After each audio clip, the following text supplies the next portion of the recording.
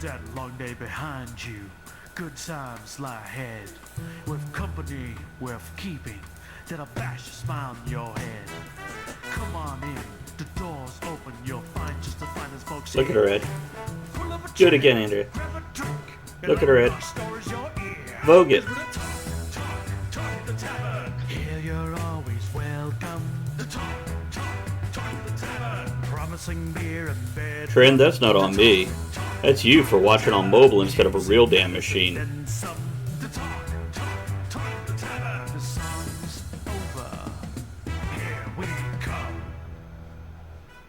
Welcome to the Tavern. We'll get to the topic and discussion in just a moment. Just want to let everybody know this is an adult show with adult topics, adult humor, and in other words, we drink, we smoke, we swear, and we laugh at things we probably shouldn't, but we do it together. For those listening to the podcast, we record the podcast on our live stream at twitch.tv/Travis Tavern Talk and have a live interactive chat audience.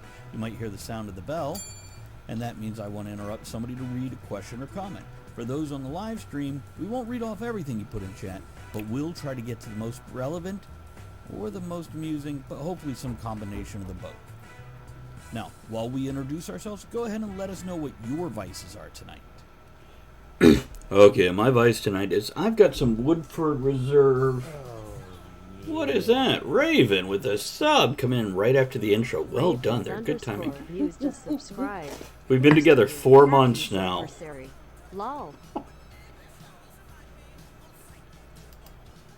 There we go. Thank you very much for that. Appreciate that. How are you tonight?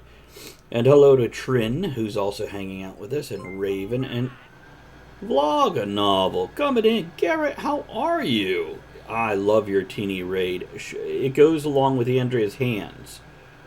Andrea, show Garrett your hands. What's wrong with my hands? I just noticed they're a lot paler than your face, and I was wondering what's up with that. Makeup. That's a song done by System of the Down. Makeup. Gotta have a little take up. When you have an orgasm, you fake up. What? The cat's singing. The cat is singing. He sounds kind of like Tan's Mannequin or whatever the lead singer is. Oh, thank you, Gary. Yeah, everybody do the hype and the raid commands. Let's get some beauty in here for... There we go. There we go. Garrett got it. Why'd you leave it? Because you wanted to. Mind your own fucking business, which was actually the next line they were going to use. But, yeah, they... Stop asking dumbass questions. Let's get a quick shout out here for Vlog a Novel. Hold on a second. Hold on, I gotta make sure I put the right amount of L's in here. I'd hate to, like, send you off to, like, Vlog a Novelle instead of Vlog a Novel. Garrett, I haven't forgot you for Right Night, by the way. I'm just looking for the right topics, and I'll probably open up a dialogue with you and Scott at some point in time to get you on there. So, intro to the show. We're recording a podcast here, as the intro said. And so, yeah, I haven't forgot, Garrett. I will be harassing you at some point in time, but I have quite a stack of shows coming up over... Yeah, everybody, check out Vlog a Novel. Check out Garrett. If you guys like a writer to work along with as you do your creative process... Garrett's great for that, because he's all like, I'm on here totally showing you what I'm doing and writing, and I'm fun and funny, but I'm working, so shut up and leave me alone. And he answers the relevant things, and then he fucking does his job. So, yes, but I swear a lot for it, Garrett. This is the Tavern.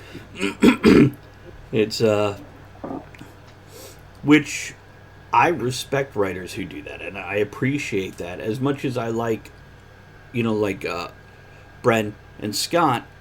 To me, that's not so much as a writing stream as a writer's stream, and there's a tedious, I mean, small difference between the. God damn it, Andrea! I'm gonna see, for those of you listening to the podcast right now, if this episode even makes it to podcast. Andrea has teeny little hands on right now, and she's cupping her wine glass. What's wrong with my hands? Nothing. They make my cock look huge. And you know how I like chicken.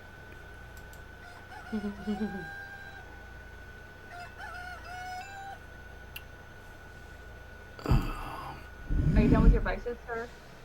Yeah, I got Woodford Reserve, and I'm Travis, and yeah, somebody else go. What about you, Ed? I'm Ed. I got wine and French fries. What kind of wine? Pinot Noir. I had wine too. What is it, Travis? What is this? Dead It's horse? Dark Horse, not Dead Horse. You want to try the other name? No, I don't know what it was. It was Sauvignon Blanc. Oh.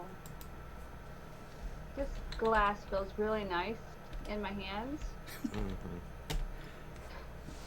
So my vice tonight is this wine in tiny hands. I like how she's just rubbing it, but the problem with tiny hands is it comes with other problems too. Isn't that right, Andrea? Isn't that right, Andrea? It comes with other problems. Oh God. Teeny hands mean teeny gastric problems.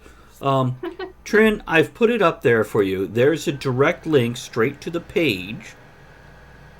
And you just scroll down. There's only 4 things on that page. So, there you go.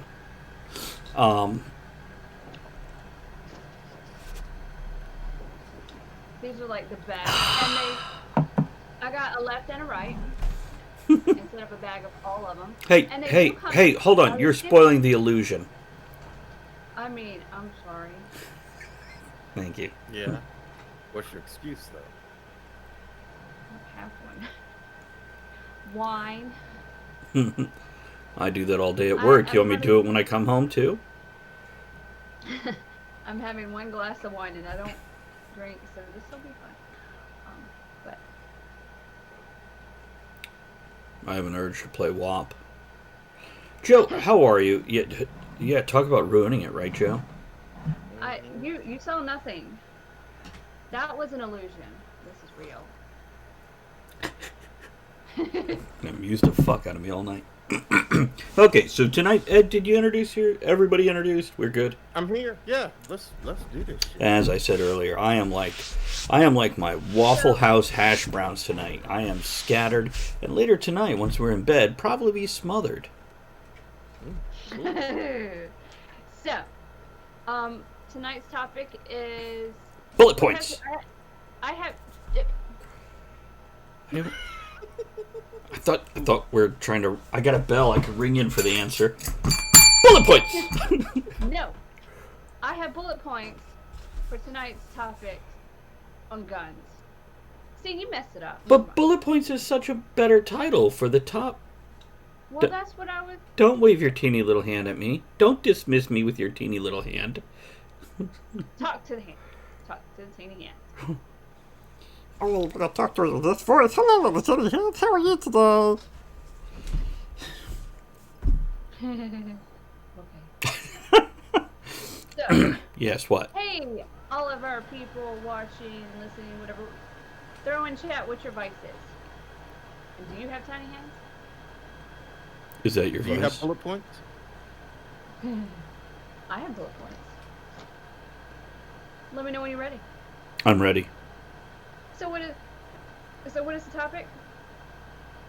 Bullet points. On. No, it's just a topic. It's more clever than just saying bullet points on. It's just bullet points. And now we go and we talk about anything we want that has to do with bullet points in reference to guns. So basically, we're going to talk about guns tonight. If that's not your thing, well, check out last week's show. That one was amazing and will be right up your alley. Or next week's. Going to be incredible. You've already got it totally planned out. Yeah. Don't ruin the illusion. Hold on, there's a cat trying to crawl out from underneath the door. We gotta say it one more time though. Bullet points. Okay, now the ATF. Bullet points! Recording the show. I like nipples sticking out of a shirt that look like bullet points. You look like bullet points. God, that's hot. You'll shoot your eye out. Especially if he's been working out before I see. That was loud, I'm sorry.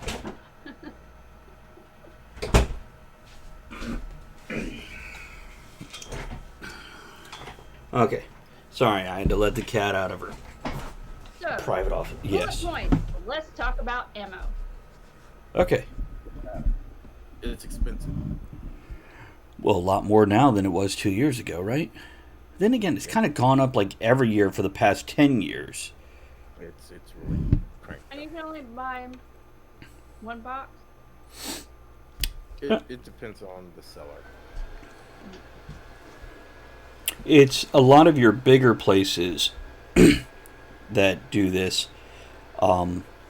They're limiting it because people were stockpiling and they weren't having enough for all the customers. So it's not necessarily, I don't believe it's a law, I believe it's a store policy.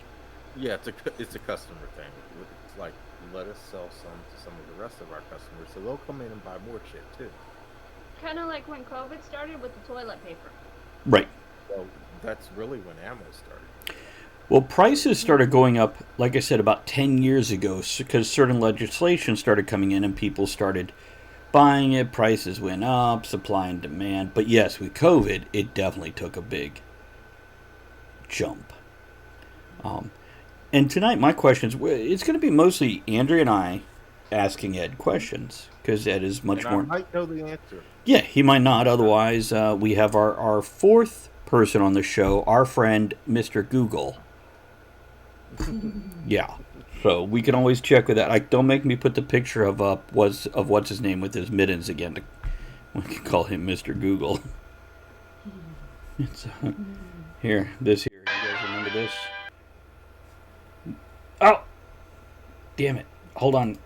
He's fucked off. I don't know where he went. I gotta go find him. This is. Mr. Google has left the building. Where are you? I don't know where he went. Go. Yes. Go. I was until you interrupted me. We'll go now. What's the difference between 45 caliber and 9mm? Size. Well, thanks, Dad. And there are guys out there that like. Oh gosh, I should have prepped better. I could have had. It's okay. It's a podcast. They can't see it. Yeah, that's true too. There's guys out there. Well, our viewing audience can see. There's guys out there that have small penis envy.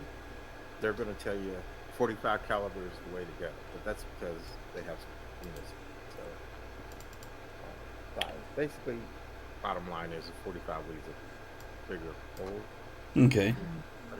So it's bigger, or it leaves a bigger hole. It's bigger around, and yes, it does leave a bigger hole.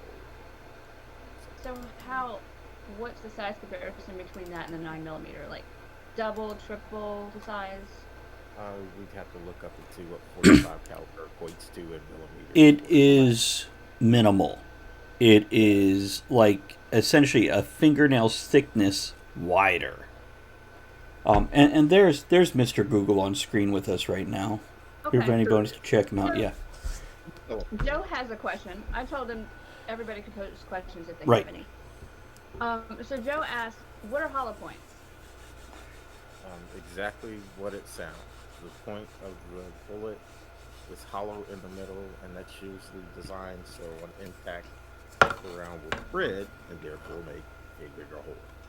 So to explain a little more, go ahead, Andrea. So it doesn't have that point. It's kind of like Indented. And I can indented. Okay. pull one out right now and show you guys if you want. But yeah, it's just kind of like when you have a jello mold and the center is dented in. It's like that on the tip of the bullet. Now, something else. Yeah, and something else for hollow points. Realizing how a bullet works is important. The sleeve or jacket, and correct me if I get the terminology a little mixed here, Ed. Casing. Yeah. Basically that brass outer part that falls to the ground when you shoot a gun. That's a holder. It has the part that creates the propellant with the gunpowder inside, and then it sends basically the tip of the bullet, just the tip, forward, propelling it out of the gun. When that hits, that metal part, that ball or shell or whatever, enters the body, and it actually tends to make a bigger hole leaving than going in, because it actually explodes on impact. So you're getting the entry point, and then you're getting an explosion. Go ahead, Ed. Fans on impact. Right. With the hollow tip, instead of saying in one solid part, it rips open. Kind of like the nose cone of Apollo 18 coming down the bad day. Not another good too soon? I don't know. Yeah. And if it hits bone, it can fragment. Different parts go in different directions. Now, here's something else I'll tell you guys. Go ahead, Ed. Bad day. Yeah, call it bad day. If anybody is sitting here arguing about the stop capacity between a 9mm and 45, if you shoot a human being that isn't strung out on PCP or something along those lines, even a 22 is going to put them on their ass. Okay? Even the smallest caliber that we tend to have out there is going to be enough to make most people, barring extraordinary circumstances, turn around and go the other direction. Yeah, there was a firearms enthusiast. It's interesting you bring that up. There was a firearms enthusiast in the late 80s, early 90s. He went to hospitals all around the country, went to police departments, so on and so on, and he actually wrote a book on that. And his conclusion was basically exactly what you said. Being shot and what happens to you once you are shot is as much a mental factor as it is a physical factor. There have been cases of people being shot by a 22, non-fatal, leg, all muscle tissue. They go into shock and they die. Right. Because they were just shot. Right. But ultimately, the more blood that leaves the body faster, okay. Yeah, that is true. Or, if you're hitting, really anything with the head, you're going to do, and it might not be a kill shot. Okay, Joe asked a few questions. Speaking of how bullets affect the body, is it true a bullet can ricochet in the body? Yeah. Yes, and a lower caliber is more likely to, and I've had some people argue going, a 22 is more deadly because if it gets between the rib cage or in the skull and bounces around.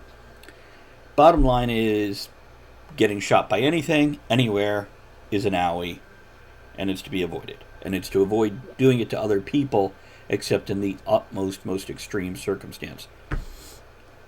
Like they take your parking spot. No, I'm kidding. Don't shoot them for that. That is strictly a fist fight or baseball bat in the parking lot situation. Don't be a dumbass about this. And Joe also... Go ahead. Go ahead. Were you going to read that question? Joe had another question. Yep. Joe says, so you're saying PCP will make me bulletproof? Not exactly. Say no to drugs. Okay. So, length is a type of a bullet.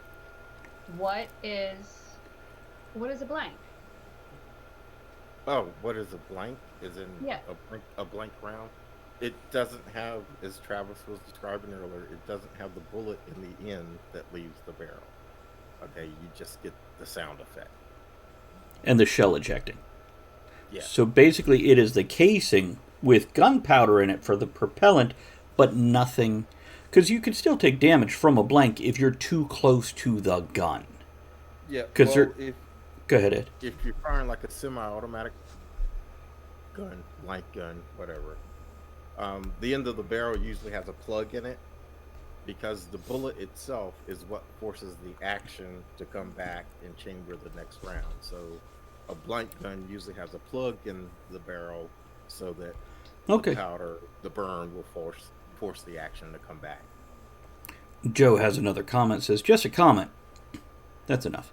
No, there's more. I heard that cops don't tend to shoot in the leg because there are veins in the leg that if struck can actually cause death. What you're talking about... Not true. You're talking about the artery in the thigh, generally. And, yeah, that can cause you to bleed out pretty quickly if it's damaged. But, then again, pressure, etc., it can be fixed and repaired. Cops, in general, just as the military are taught to shoot for the core. That's the most likely part, core being basically from the pelvis to the shoulders. Yes, Andrea? Well, with cops, I think that if they're shooting to slow someone down or stop them but not kill them, Not true. no, no, When you train with firearms, whether it's the military, police officer, or even private security, like I work in, you are trained to shoot for the biggest part of the body. Mm-hmm. Okay. You don't want to try to make a trick shot because you then have more chances of the bullet missing and hitting someone else. You Okay. want the individual that you need to shoot the biggest part of the body. And like we said in the very beginning, well, once we actually got to the topic itself, you put a bullet in somebody, they're stopping for the most part.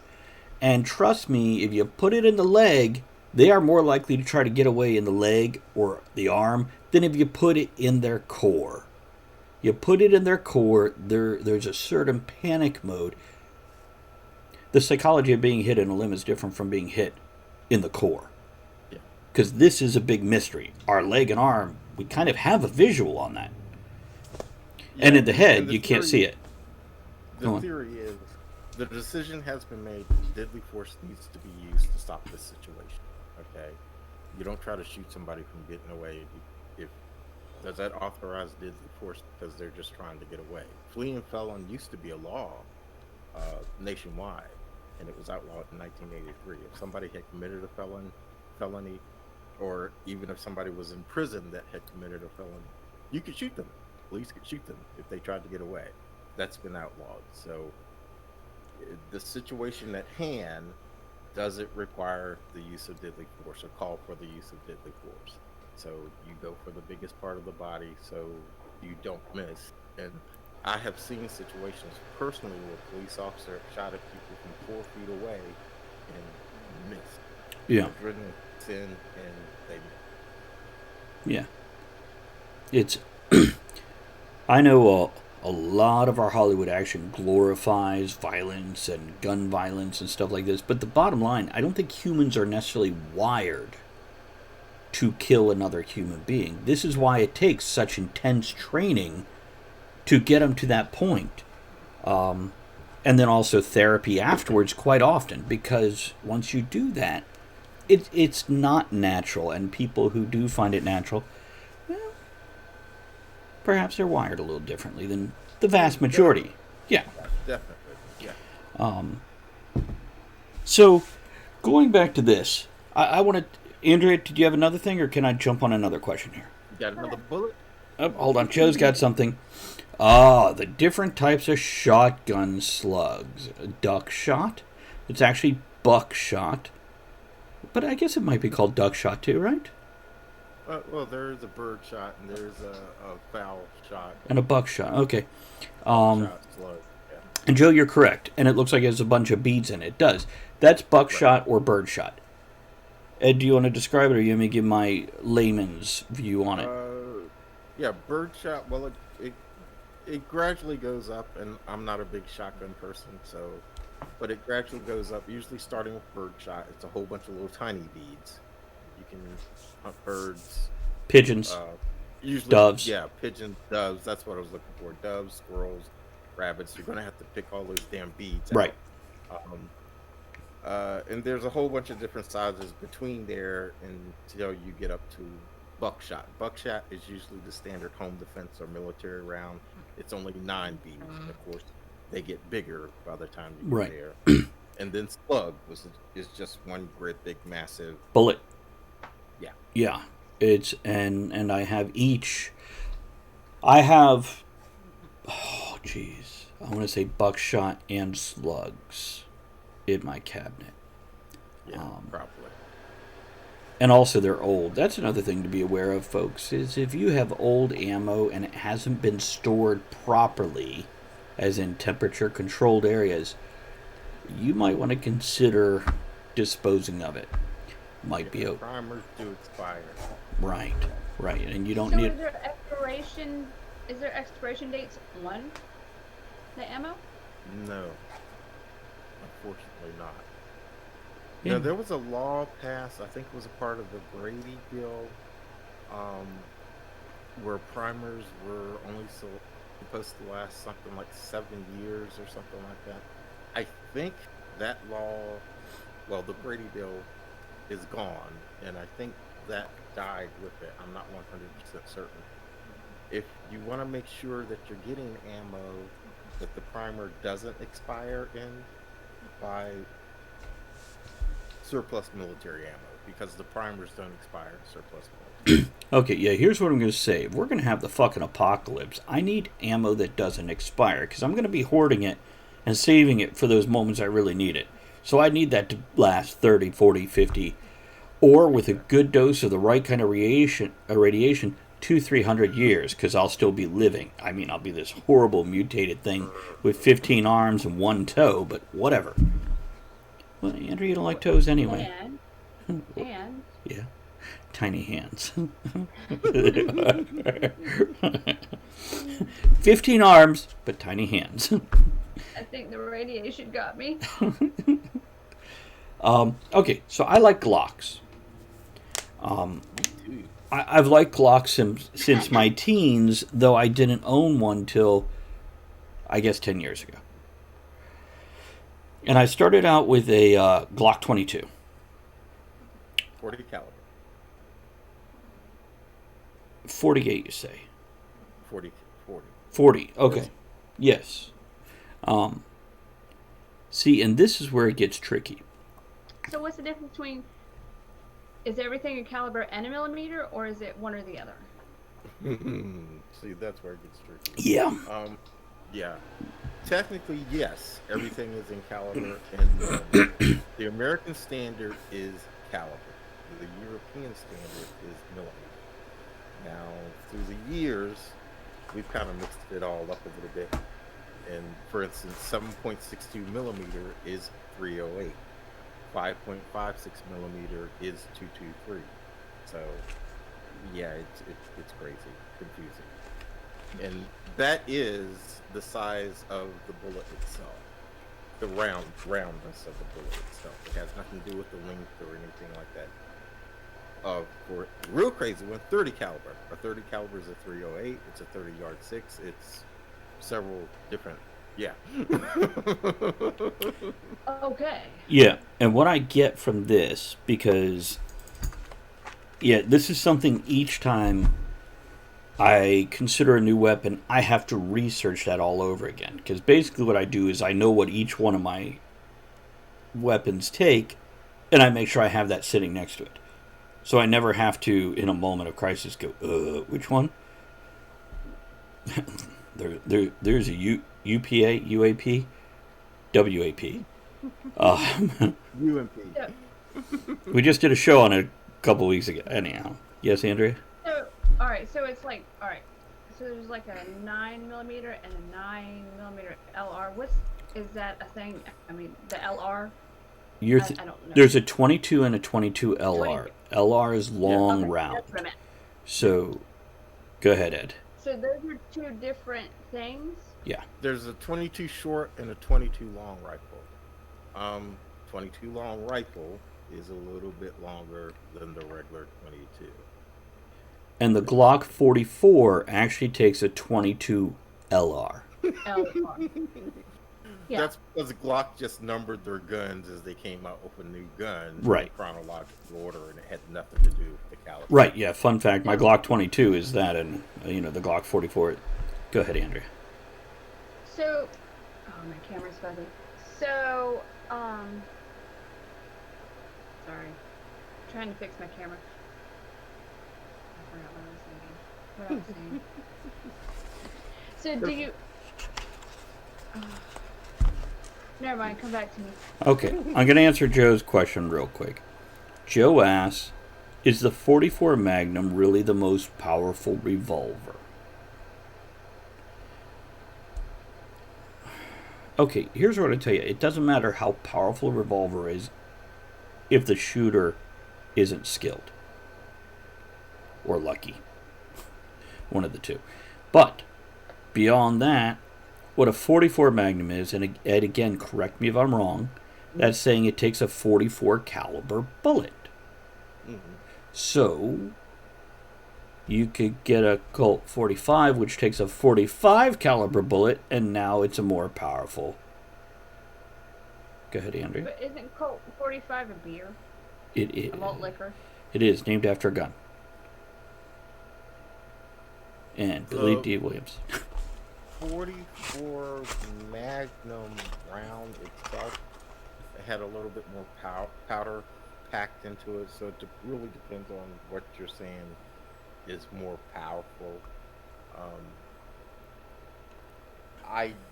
To really honestly answer your question, I don't know. I know the 454 Castle, which was a big ass bullet, was the most powerful handgun for a while. Back when Dirty Harry originally made the movie, yes, the 44 was king, but there's been other stuff to come out. Hell, they may even have I know they make 50 caliber in a Correct. semi-automatic. They may even have 50 caliber in a revolver. I really don't know. That's for guys with little dicks that want to have the big bullet. Here's my opinion on the higher calibers. First of all, they put out a lot more kick, which is going to mess with your accuracy. It's something to keep in mind with that. This is why people like to make fun of 22s, but it's got such a light kick, you can maintain accuracy. And also, when you're looking at revolvers, you're looking at 6 shots. Now, frankly, if you need more than a couple shots, you're in deeper shit than you ever realized. But when you're looking at a cartridge that can hold 16 versus a revolver that can hold 6, there's something to look at there too.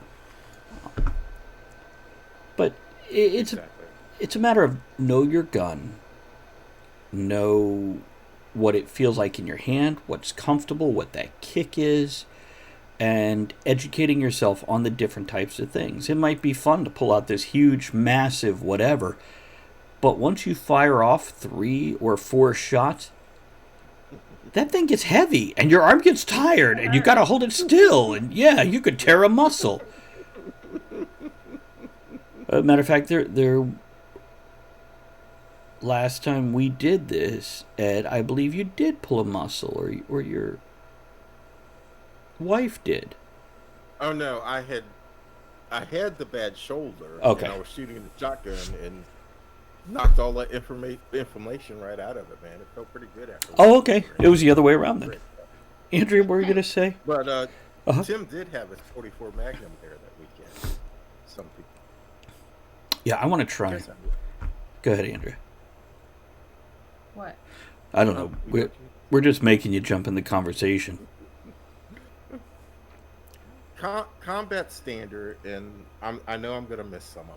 Combat standard is 38 up to 10 millimeters. So you got basically 38, 380, 357,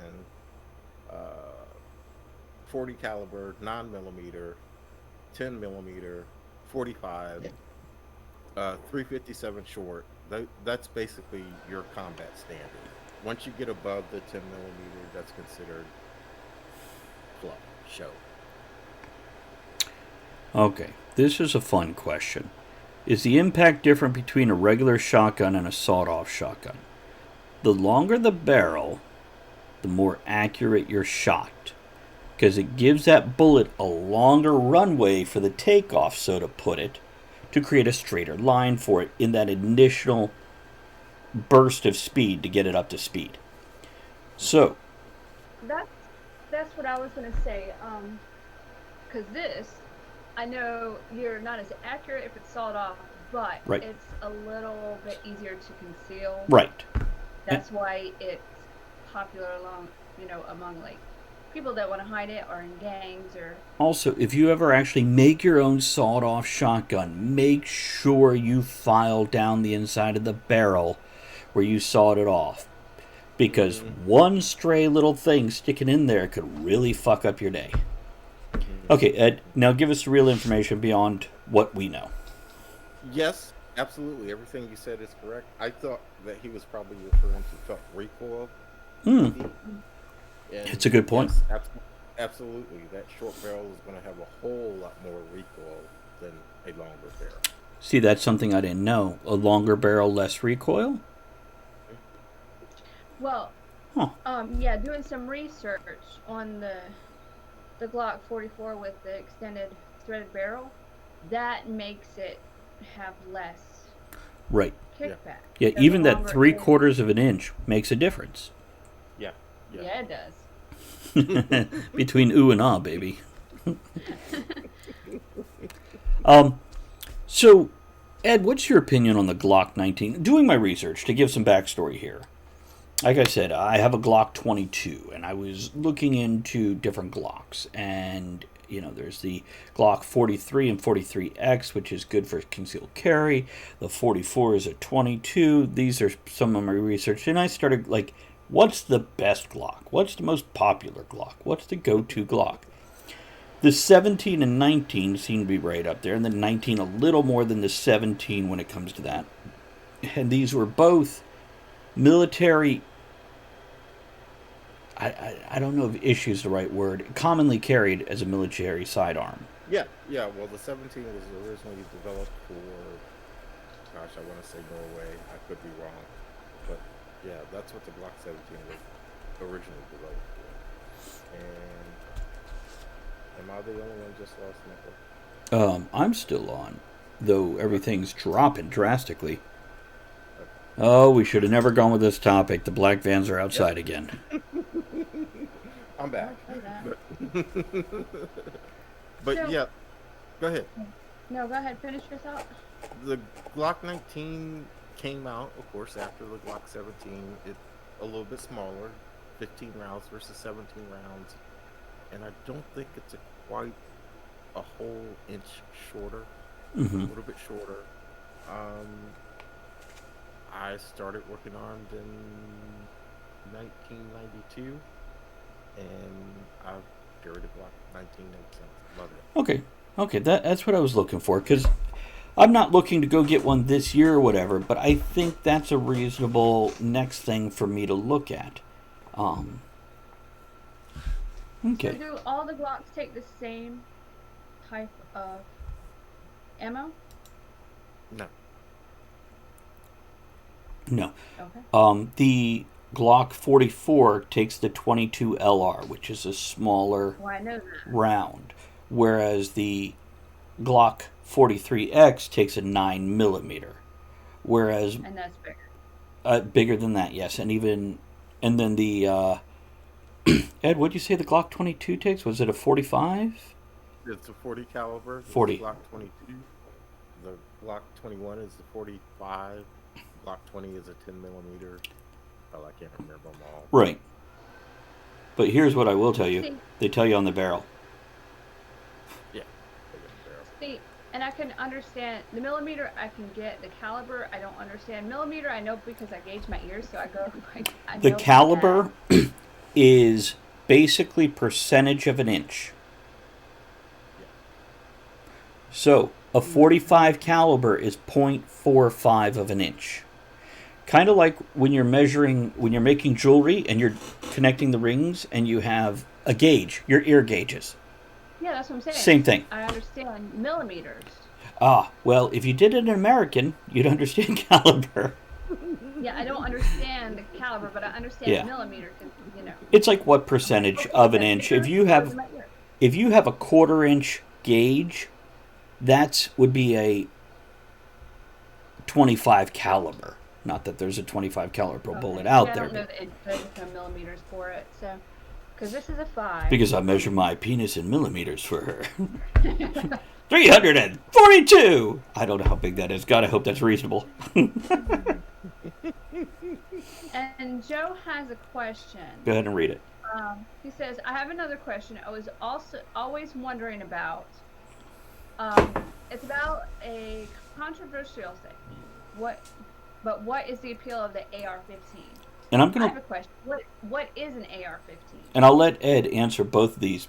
But I do want to say, Joe, that is a great way to phrase this question. What is the appeal? Because I think that has a lot to do with why certain people want it. Because of the appeal. And Ed, I can give my layman's thing. I do not have one of these. I've looked at other people's friends and whatnot, never even fired one. So I feel you. yes, we need to talk about that because I said I'm interested. What is it? So What go is it? ahead and talk about it. What is the AR-15? The AR-15, Armor Light Rifle 15, does not stand for automatic rifle. Oh, so it's a rifle. Okay. Yeah, it's a rifle. It is the civilian version of the M16 or M4 carbine. So if I may, real quick, Andrea, pretty much every American war movie after Vietnam, the soldiers are carrying an M16. So, Right. home version of that. It's the home version of that. So, Okay. what is the difference, Ed, of the civilian version and the military version? One The spring. military version will fire full automatic. The civilian version will not. You have to pull the trigger each time you want a round to leave the barrel. Whereas the military version, hold down the trigger, and bullets will continue to come out until the magazine is empty. Your gun barrel will also continue to go up with the force of that, thus lessening your accuracy. Yeah, and your shots go all over the damn place.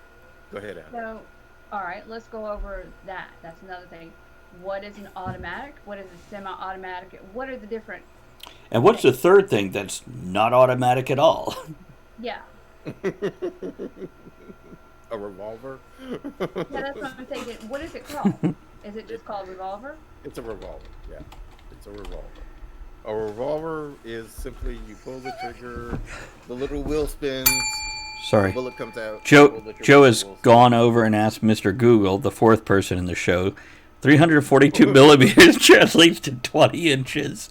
By the way, So that's Ed's measurement. thank you for that. I could go back to the other screen now. We don't have to have Mr. Google on the screen with us. But But that's I, entertaining. against my better judgment, I'll take on Joe's question. Travis, you want to give your opinion first? Of the appeal? Now, we went through, not automatic at all is like a revolver, whereas semi-automatic is you can pull the trigger, and until you run out of bullets each time you pull. Oh, so you just pull. You don't. Okay. Right, whereas a revolver, do you have to cock You a have to revolver pull it, every cock time? it? I've never Yeah. actually fired a revolver.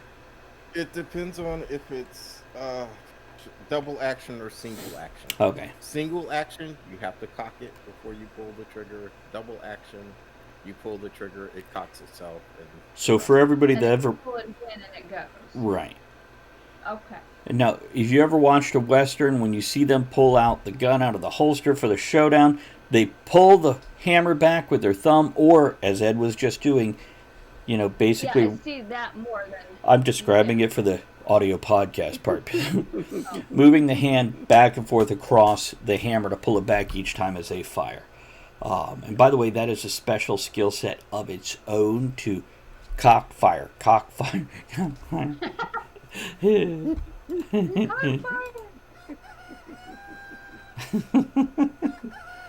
And an automatic is where you pull the trigger and it just keeps going. Correct. Okay. Now carry on to the. Okay, so the appeal, I'll start with this. For somebody who knows their weapons, they understand the capabilities of an AR-15. For somebody that just wants cool toys, it's a really cool new penis to play with. So there are things on both sides. There's a reason it's a standard. And that's because the features, the reliability, the way it's built, and you can clean it, etc. And I'm going to let Ed go more into this. I'm a writer. I research a lot of shit. I've researched a lot of shit all my life. So I know a little bit about a lot, but not a lot about anything. Andrea, you got a hand in there? No, when the next question comes, I want to answer that. Okay, we'll let you have that. Ed, give a little more on what's the appeal of the AR-15 beyond me. I think appeal was exactly a great word to use. Yeah. Because it's kind of like, okay, why do you like chocolate ice cream versus vanilla ice cream? Right. I just do. I like the AR-15. It's that simple for me. Um, as you were alluding to, if you have a respect for firearms, it's okay to like having an AR-15. For myself, having been in the military, my familiarity with an M16, um, owning an AR-15 just seemed natural to me. It's easy to maintain. You can build your own. Right. And the bottom line is, until ammo got so expensive, not that it was fun to shoot. That's the bottom line. It was fun to shoot. Go to the range, set up your targets, and blink, blink, blink all day long. It's fun to shoot. That's the bottom line. Okay. Another fun thing before we let Andrea jump on the next question here. And Andrea, if you want, I'll read it. You can answer it, or you can read it and answer it.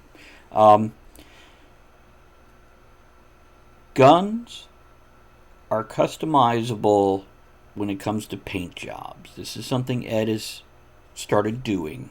And so if you like basic black, you're not going to have any problem shopping for a gun to go with your outfit. Oh, I'd like to interrupt real quick. Yeah. Because you said it. Basic black. That's the other appeal of the AR-15. Originally, they were all black, so you could have 10 of them and tell your wife you still only had one. Oh, there's things we can't say on the show now. Anyhow. Basic black, your wife could have 10 of them and tell you she only had one. Anyhow. The thing is, Joe, his wife doesn't mind. Yeah, she's a firearms enthusiast Yeah. herself. And also She with probably has, yeah. So. and also with Andrea and I will never hide one because A, she deserves to know what's in the house she's living in, and B, if we can't be honest with each other, it's bullshit.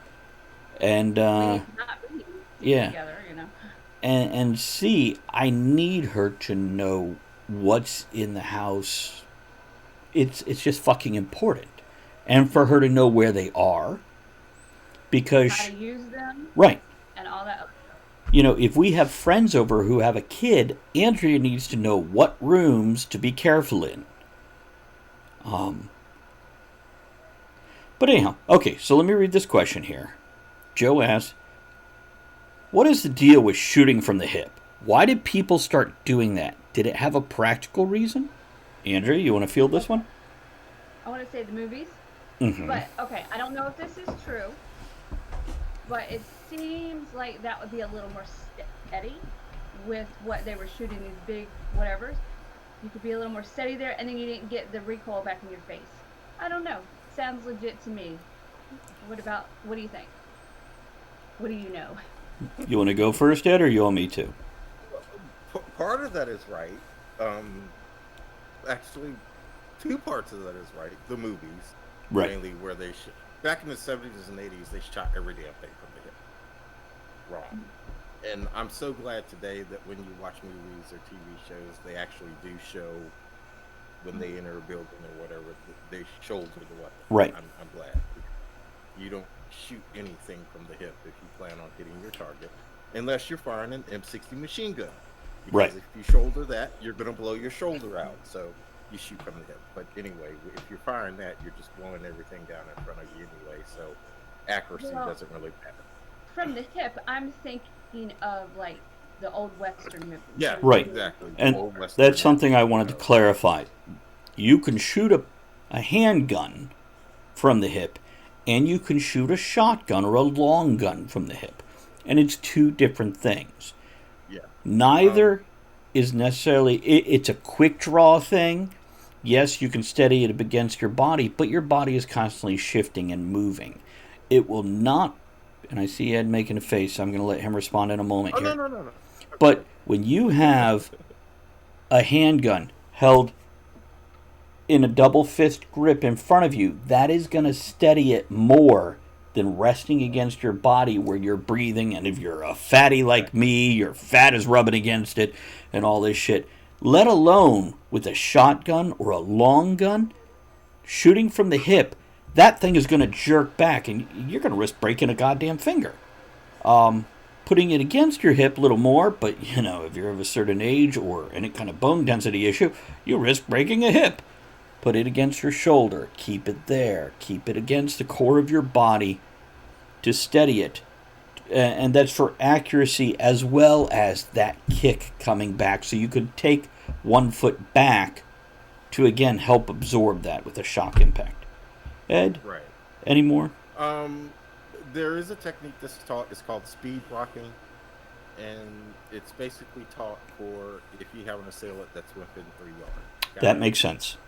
Get the gun out of the holster fast. You kind of like just lift it up and shoot from the hip, but only if it's within 3 yards. Other than that, you're not going to hit it down. And by the way, let me say this.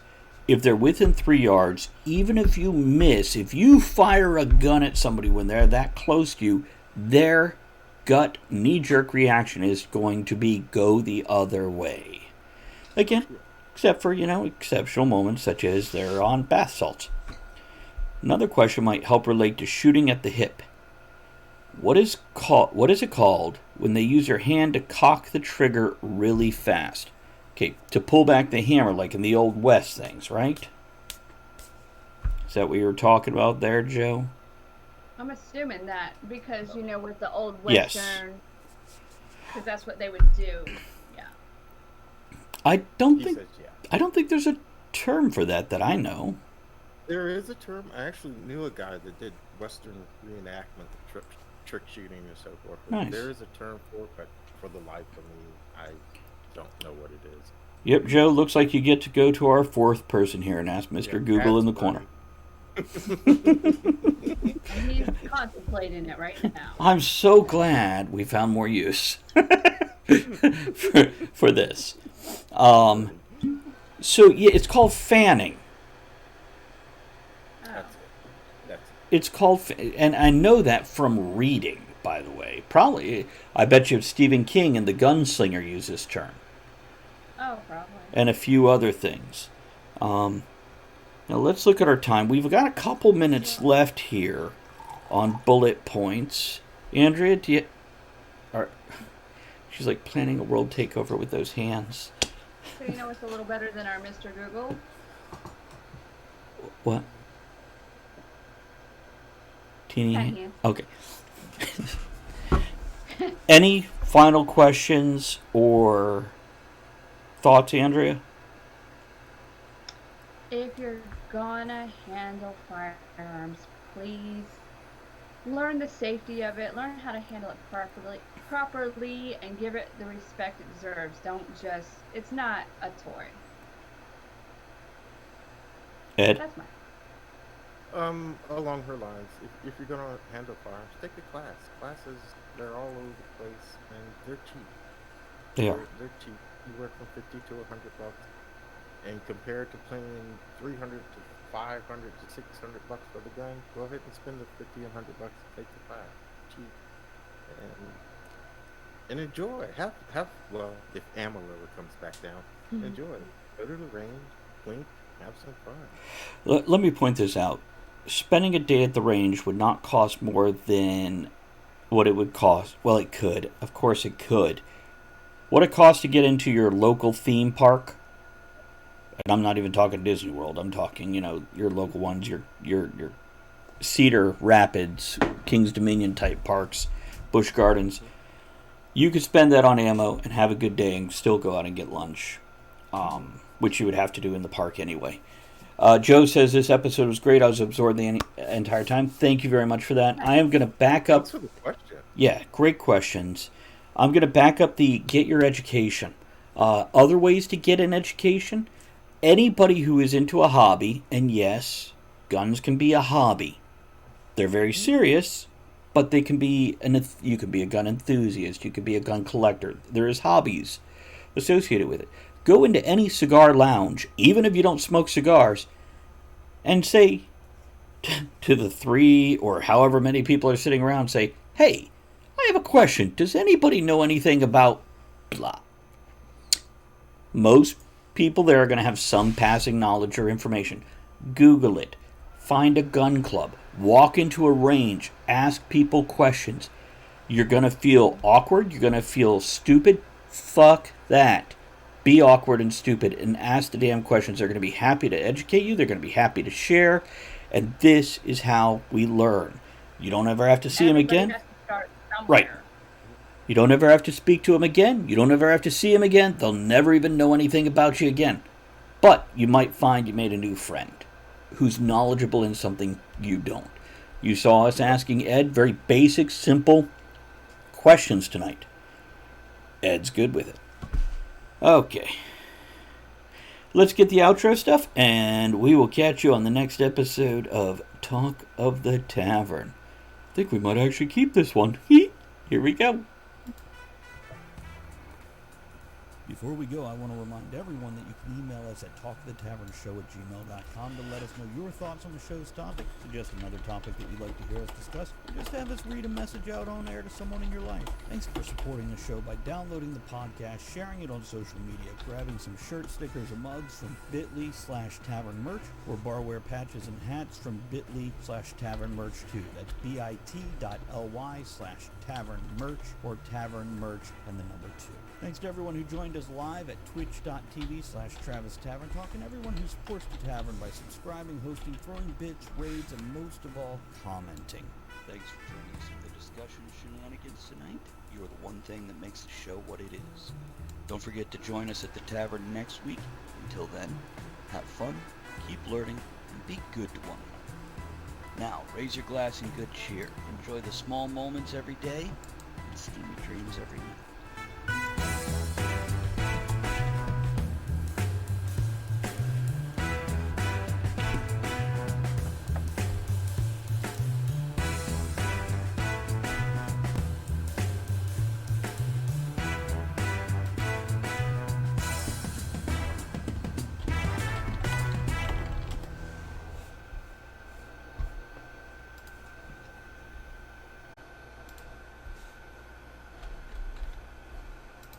Okay.